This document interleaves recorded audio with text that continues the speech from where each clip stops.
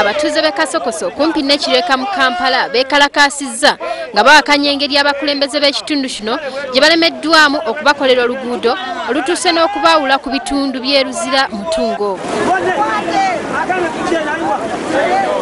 Oluguudo luno lusaliddwako amazzi abatuuze ge balumiriza nti tebakyasobola kugayitamu naddala mu kiseera kino eky'enkuba.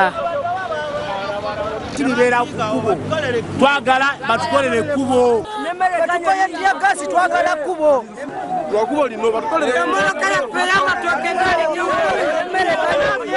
Poliisi ewaliriziddwa okujja amangu okusobola okukakkanya abatuuze bano abadde beesomye era ng'omuduumizi wa poliisi ya Kampala n'emiriraano atwala obukiikakkono Musa Nebende yazze n'abakakkanya.